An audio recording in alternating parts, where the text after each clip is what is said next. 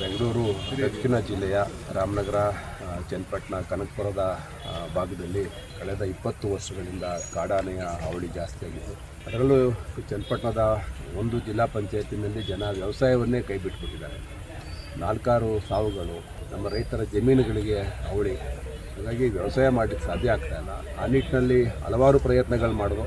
ಕಾಡಿನ ಉದ್ದಕ್ಕೂ ಕೂಡ ಟ್ರೆಂಚ್ ಹಾಕ್ತಕ್ಕಂಥದ್ದು, ಟ್ರೆಂಚ್ ತೆಗಿತಕ್ಕಂಥದ್ದು, ಆಫ್ರಿಕನ್ ಟ್ರೆಂಚ್ ಅಂತೇಳಿ ದೊಡ್ಡದಾಗಿ ಬ್ಯಾರಿಕೇಡ್ ಹಾಕ್ತಕ್ಕಂಥದ್ದು, ಜೊತೆಗೆ ಇರ್ತಕ್ಕಂಥ ಆನೆಗಳನ್ನು ಇಲ್ಲಿಂದ ತೆರವುಗೊಳಿಸ್ತಕ್ಕಂಥದ್ದು. ನಮ್ಮ ವ್ಯಾಪ್ತಿನಲ್ಲಿ ಸುಮಾರು 8 ಆನೆಗಳಿದೆ ಅಂತೇಳಿ ಮೊದಲಿಂದ ಹೇಳ್ತಾನೆ ಇದ್ದಾರೆ. ಕಳೆದ ಬಾರಿನೂ ಕೂಡ 1-2 ಆನೆ ಇಟ್ಟಿದ್ದೀವಿ. ಈ ಸಾರಿ ನಾನು ಮುಖ್ಯಮಂತ್ರಿಗಳಿಗೆ ಮನವಿ ಮಾಡಿಕೊಂಡಿದ್ದೀನಿ.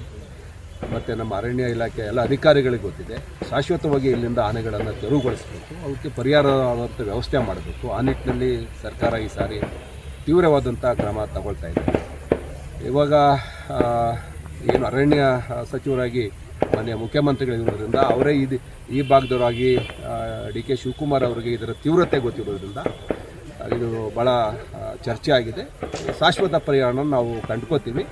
ಆನೆ ಹಾವಳಿಯನ್ನು ಸಂಪೂರ್ಣವಾಗಿ ತಡೆಗಟ್ತೀವಿ ಅನ್ನೋ ಒಂದು ವಿಶ್ವಾಸ ನನಗಿದೆ. ಈಗ 2 ಆನೆಗಳು ಹಿಡಿತೀವಿ, ಹಂಗೆ ಕಂಟಿನ್ಯೂಸ್ ಆಗಿ ಮಾನ್ಯ ಮುಖ್ಯಮಂತ್ರಿಗಳೇ ಮನವಿ ಮಾಡಿಕೊಂಡು ಶಾಶ್ವತವಾಗಿ ಇಲ್ಲಿಂದ ಆನೆ ಹಿಡಿತಕ್ಕಂಥದ್ದು ಮತ್ತು ಆನೆಗಳಿಗೆ ಪರ್ಯಾಯ ವ್ಯವಸ್ಥೆ ಮಾಡ್ತಕ್ಕಂಥದ್ದು, ಕಾಡಿನ ಉದ್ದಗಲಕ್ಕೂ ಬ್ಯಾರಿಕೇಡ್ ಹಾಕಿ ಆನೆಗಳು ಕಾಡಿಂದ ನಾಡಿಗೆ ಬರದಂಗೆ ಕ್ರಮ ತಗೊಳ್ತೀವಿ. ಅಂತಿಮವಾಗಿ ಒಂದು ತಾರ್ಕಿಕ ಘಟ್ಟಕ್ಕೆ ಆನೆ ಹಾವಳಿ ಹೋಗುತ್ತೆ. ಅನುದಾನಕ್ಕೆ ಸ್ವಲ್ಪ ಕೊರತೆ ಇತ್ತು, ಈಗಾಗಲೇ ಮನವಿ ಸಲ್ಲಿಸ್ತೀವಿ. ಮಾನ್ಯ ಮುಖ್ಯಮಂತ್ರಿಗಳು ಅನುದಾನ ಬಿಡುಗಡೆ ಮಾಡ್ತೀವಿ ಅಂತ ಹೇಳಿದ್ದಾರೆ. ಈ ಸಾರಿ ಸಂಪೂರ್ಣಗೊಳಿಸ್ತೀವಿ, ಶಾಶ್ವತವಾಗಿ ಆನೆ ಹಾವಳಿನ ತಡೆಗಟ್ತೀವಿ ಒಂದು ವಿಶ್ವಾಸದ ಮಾತುಗಳನ್ನ ನಾನು ಇವತ್ತು ಆಡಲಿಕ್ಕೆ ಸಮಾಧಾನ ಆಗ್ತಾ ಇದೆ. ಆನೆ ಹಾವಳಿಗೆ ಅಂತಿಮವಾಗಿ ಒಂದು ಅಂಕುಶ ಆಗ್ತದೆ. ಉಪಟಳ ನೀಡ್ತಿದ್ದಂತಹ ನಮಗೆ 2 ಕಾಡಾನೆಗಳನ್ನ ಹಿಡಿಯೋಕ್ಕೆ ಆದೇಶ ಆಗಿದೆ. ಆ ನಿಟ್ಟಿನಲ್ಲಿ ಈಗ ನಾವು ಐಡೆಂಟಿಫೈ ಮಾಡ್ಕೊಂಡಿದ್ದೀವಿ. ಒಟ್ಟು 5 ಆನೆಗಳಿಗೆ ನಾವು ರಿಕ್ವೆಸ್ಟ್ ಕಳಿಸಿದ್ದು. 5 ಆನೆಗಳಲ್ಲಿ 2 ಆನೆಗಳಿಗೆ ಪರ್ಮಿಷನ್ ಸಿಕ್ಕಿದೆ. ಸೊ 2 ಆನೆಗಳನ್ನು ನಾವು ಐಡೆಂಟಿಫೈ ಮಾಡಿದ್ದೀವಿ. ಈಗ ನಮ್ಮ ಚಿಕ್ಕಮಣ್ಣಗುಂಡಿಯಲ್ಲಿ ನಾವು ಏನು ಚಿಕ್ಕಮಣ್ಣಗುಂಡಿ ಒಂಟಿ ಅಂತ ಹೆಸರು ಕರೆದು ಅದು ಇಲ್ಲೇ ಇದೆ. ಸೊ ಅದನ್ನು ಇವತ್ತು ಕಾರ್ಯಾಚರಣೆ ಮಾಡ್ತೀವಿ.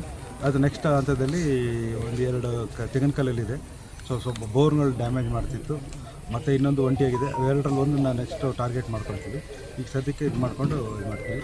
ಈಗ ಕಾವೇರಿ ವನ್ಯಜೀವಿ ವಿಭಾಗ ಡಿವೈಡ್ ಆಗಿರೋದ್ರಿಂದ ಅದು ಬೆಂಗಳೂರು ದಕ್ಷಿಣ ಭಾಗದ ಏನು ಅರಣ್ಯ ಪ್ರದೇಶ ಬರುತ್ತೆ ಅದಕ್ಕೆ ಅವೆಲ್ಲ ಸೇರಿಸಿ ಕನಕಪುರ ವನ್ಯಜೀವಿ ಅಂತ ಹೊಸದಾಗಿ ಆಗಿದೆ. ಅಲ್ಲಿಗೊಬ್ಬರು ಹೊಸ DF ಆಗಿದ್ದಾರೆ. ಸೊ ಈ ಭಾಗದ ಸಮಸ್ಯೆಗಳಿಗೆ ಅಲ್ಲಿಗೆ ಅವ್ರು ಬಂದ ಮೇಲೆ ಅವ್ರ ಜೊತೆ ಚರ್ಚೆ ಮಾಡಿ ನಾವು ಅಲ್ಲೂ ಕೂಡ ಬ್ಯಾರಿಕೇಡನ್ನು ವ್ಯವಸ್ಥೆ ಕೂಡ ಮಾಡಿದ್ದೀವಿ. ಈಗಾಗಲೇ ನಾವು ಮುಖ್ಯಮಂತ್ರಿಗಳು ಒಂದ್ಸಲ ಚರ್ಚೆ ಮಾಡಿ ಈ ಒಂದು ದಕ್ಷಿಣ ಜಿಲ್ಲೆಗಳಿಗೆ ಎಷ್ಟು ಬ್ಯಾರಿಕೇಡ್ ಬೇಕಾಗಿದೆ, ಕಿಲೋಮೀಟರ್ ಇದರಲ್ಲಿ ಬ್ಯಾರಿಕೇಡ್ ಬೇಕಾಗಿದೆ, ಪ್ಲಸ್ ಅದಕ್ಕೆ ಎಷ್ಟು ಅನುದಾನ ಬೇಕಾಗಿದೆ ಮತ್ತು ಏನೇನು ಕಾರ್ಯಕ್ರಮಗಳಿಗೆ ಬೇಕಾಗಿದೆ ಅನ್ನೋದು ಒಂದು ಲಿಸ್ಟ್ನ ತರಿಸ್ಕೊಂಡಿದ್ದಾರೆ. ಸೊ ಅದ್ರ ಮುಂದೆ ಹಂತದಲ್ಲಿ ನಮ್ಮ MLA ಸಾಹೇಬರು ಮತ್ತು ಈ ಲೋಕಲ್ ಇದರಲ್ಲಿ ಇದು ಮಾಡಿ ಅವರ ಅನುದಾನ ಬಂದಾಗ ಈ ಒಂದು ಬ್ಯಾರಿಕೇಡ್ ಕಂಪ್ಲೀಟ್ ಮಾಡೋದು ಮತ್ತು ಆನೆಗಳನ್ನ ಆಲ್ಮೋಸ್ಟ್ ಸ್ಥಳಾಂತರ ಮಾಡೋ ಒಂದು ವ್ಯವಸ್ಥೆಗಳು ಕೂಡ ಮುಂದಿನ ಈ ಭಾಗದಲ್ಲಿ ಸದ್ಯಕ್ಕೆ ನನ್ನ ಇದರಲ್ಲಿ ನಾವು ಎಲ್ಲ ಜಿಲ್ಲೆಯ ಲೆಕ್ಕ ತಗೊಂಡ್ರೆ ನಮಗೆ 18 ಆನೆ ಇದ್ದಾವೆ. ಅದು ತೆಂಗಿನಕಲ್ಲು ಅರಣ್ಯ ಪ್ರದೇಶದಲ್ಲಿ ಸುಮಾರು 10-12 ಆನೆಗಳು ಜಾಸ್ತಿ ಇದಾಗಿದ್ದಾವೆ. ಸೊ ಈಗ ಒಂದು ಭಾಗದಲ್ಲಿ ಟ್ರೆಂಚ್ ಹೊಡೆದಿದ್ದೀವಿ. ಆ ಟ್ರೆಂಚ್ ಹೊಡೆದು ಬ್ರಹ್ಮಣೀಪುರ, ತಗಚಕೆರೆ ಆ ಕಡೆ ಭಾಗದೆಲ್ಲ ಟ್ರೆಂಚ್ ಹೊಡೆದಿರೋದ್ರಿಂದ ಸ್ವಲ್ಪ ಹಾವಳಿ ಕಡಿಮೆ ಆಗಿದೆ. ಮುಂದಿನ ಭಾಗಕ್ಕೂ ಟ್ರೆಂಚು ಆದೇಶ ಆಗಿದೆ, ಟೆಂಡರ್ಲ್ಲ ಕರೆದಿದ್ದೀವಿ. ಸೊ ಫೈನಾನ್ಷಿಯಲ್ ತಾಂತ್ರಿಕ ಒಪ್ಪಿಗೆ ಆಗಿದೆ.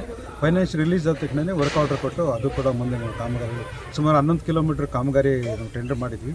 ಸೊ ಅದರಲ್ಲಿ ಸೇವಿಂಗ್ಸು ಕೂಡ ಸೇರಿಸಿ ಇನ್ನೊಂದು 15 ಕಿಲೋಮೀಟ್ರ್ ಆಗುತ್ತೆ. ಸೊ ಇನ್ನೂ ಸ್ವಲ್ಪ ಭಾಗದಲ್ಲಿ ಪ್ರಾಬ್ಲಮ್ ಆನೆ ಅಕಸ್ಮಾತ್ ತೆಂಗಲ್ಕಲ್ಲಿ ಇದ್ದರೂ ಕೂಡ ಪ್ರಾಬ್ಲಮ್ ಕಡಿಮೆ ಆಗುವಂಥ ಒಂದು ಸಾಧ್ಯತೆ ಇದೆ. ಈಗ 15 ಲಕ್ಷದ್ದು ಡೈರೆಕ್ಟ್ ಇದಕ್ಕೆ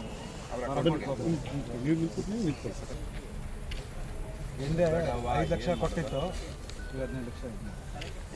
ಕರುನಾಡು ಟೈಮ್ಸ್ ಚಾನೆಲ್ನಲ್ಲಿ ಸುದ್ದಿ ಮತ್ತು ಜಾಹೀರಾತು ನೀಡಲು ಈ ನಂಬರ್ಗೆ ಕರೆ ಮಾಡಿ.